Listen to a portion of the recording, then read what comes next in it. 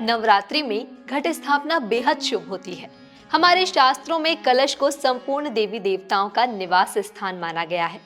घट स्थापना से आप पूजन स्थल पर सभी देवी देवताओं का आवाहन कर सकते हैं, जिससे आपकी सभी मनोकामनाएं पूरी होंगी।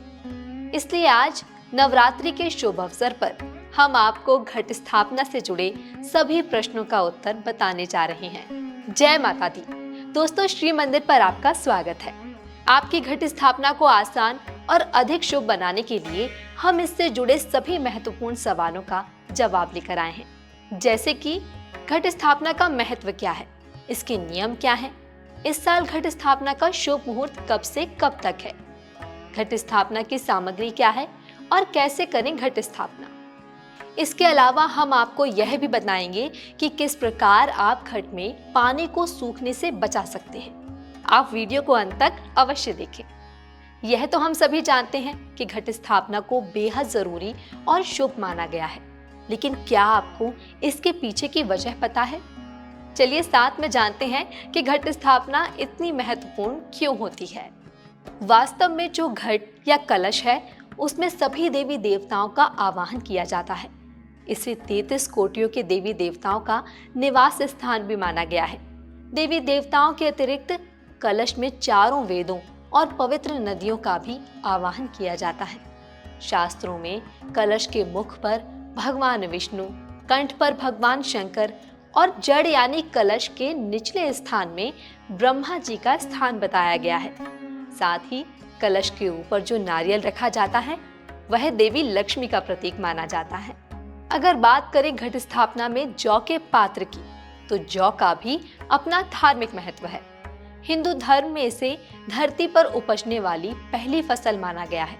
मान्यता है कि यह फसल देवी जी के द्वारा ही धरती पर प्रकट हुई थी, इसलिए देवी जी के साथ जौ बोकर उसकी पूजा की जाती है।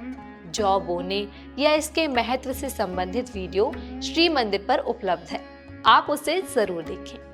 पूजन स्थल पर इसको स्थापित करने से आपको और आपके पूरे परिवार को सभी देवी देवताओं का आशीष मिलता है और घर में सुख समृद्धि का वास होता है।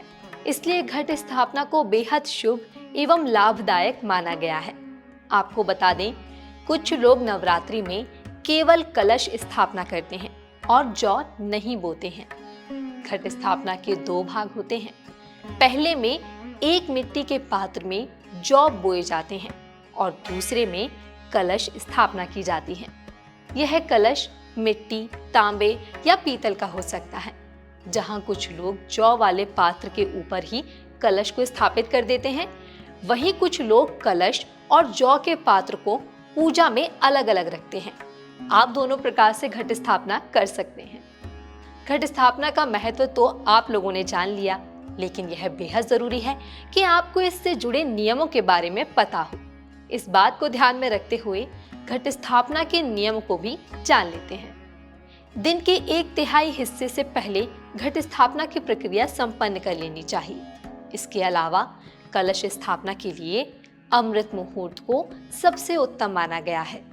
घट स्थापना मंदिर के उत्तर पूर्व दिशा में करनी चाहिए। अगर आप किसी कारणवश अमृत मुहूर्त में घट स्थापना नहीं कर पाते हैं, तो आप अभिजीत मुहूर्त में भी घट स्थापना कर सकते हैं।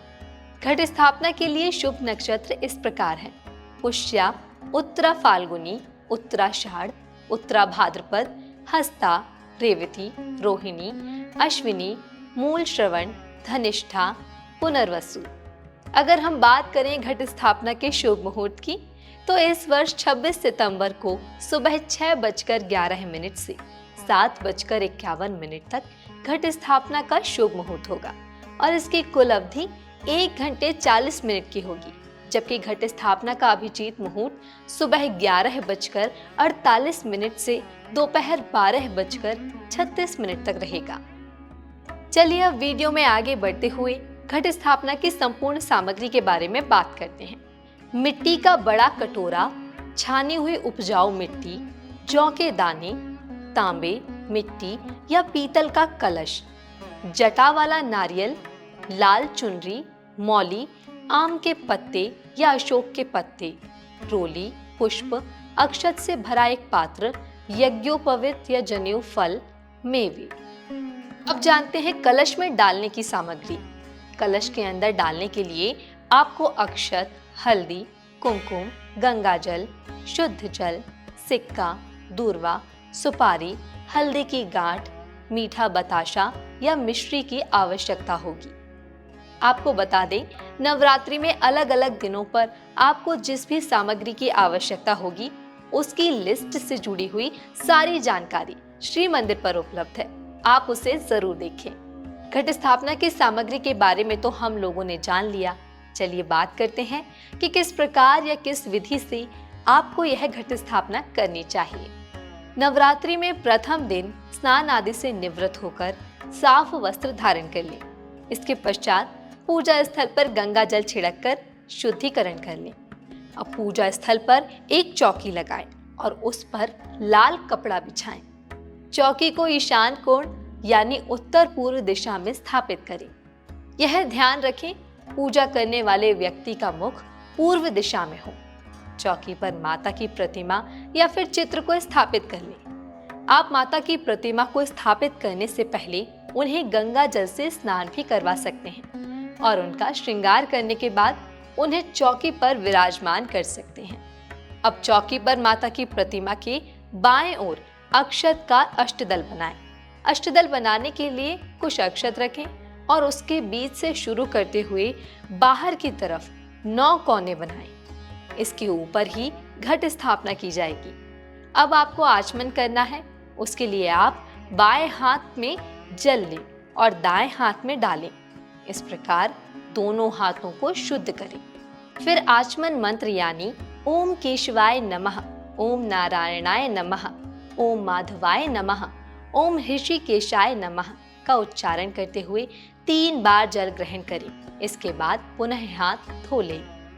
घट स्थापना से पहले सभी पूजन सामग्री को एकत्रित कर लें और उसके ऊपर गंगा जल का छिड़काव करें। इस प्रकार सामग्री का शुद्धिकरण हो जाएगा। आप अब एक मिट्टी का बड़ा कटोरा लें जिसमें मिट्टी डालकर जौ बो दें। इस पात्र को चौकी पर बनाए गए अष्टदल पर रख दें। इसके अलावा आप एक मिट्टी, तांबे या पीतल का कलश लें जिस पर रोली से स्वास्तिक बनाएं। कलश के मुख पर मौली बांधें। इस कलश में गंगा जल व शुद्ध जल डालें। जल में हल्दी की गांठ, दूर्वा, पुष्प, सिक्का, सुपारी, लौंग, इलायची, अक्षत, रोली और मीठे में बताशा भी डालें। ऐसा करते समय आप इस मंत्र का उच्चारण करें। अब कलश के मुख को 5 आम के पत्तों से ढक देंगे और आम के पत्तों पर भी हल्दी कुमकुम का तिलक अवश्य लगाएं। इन आम के पत्तों पर एक पात्र में अक्षत डालकर रख दें। अब एक जटा वाला नारियल लें और उस पर चुनरी लपेट दें और मौली बांध दें। इस नारियल को कलश के ऊपर चावल वाले पात्र में रख दें।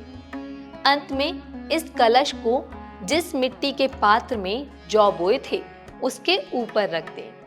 घट स्थापना से जुड़ा आप लोगों का एक और महत्वपूर्ण प्रश्न यह होता है कि कलश में अगर जल सूखने लगे तो क्या करना चाहिए। चलिए अब हम इस बारे में चर्चा करते हैं।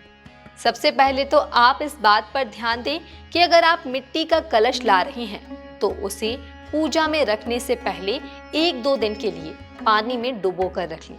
इस प्रकार जब आप इसमें पानी भरकर रखेंगे तो वह सूखेगा नहीं। इसके अलावा जौ के पात्र में मिट्टी के बीच में एक छोटा गड्ढा बनाकर इसमें कलश रखें। यह भी जल को सूखने से बचाएगा। अगर आपको फिर भी लगता है कि जल सूख रहा है तो आप कलश के बगल में धीरे धीरे पानी डाल सकते हैं। हम उम्मीद करते हैं ये उपाय आपके काम आएगा। अब आगे की विधि जान लेते हैं।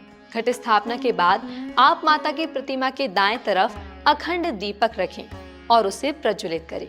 अखंड दीप प्रज्वलित करने से संबंधित संपूर्ण जानकारी ऐप पर उपलब्ध है, आप उसे जरूर देखें। घट स्थापना के बाद इसकी पूजा भी की जाती है।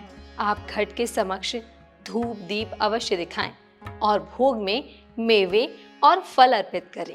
तो इस प्रकार आप नवरात्रि में घट स्थापना विधि पूर्वक कर सकते हैं। हम आशा करते हैं कि आपकी पूजा फलदायी हो। मैं इसी के साथ आपसे विदा लेती हूँ। आप श्री मंदिर से जुड़े रहें।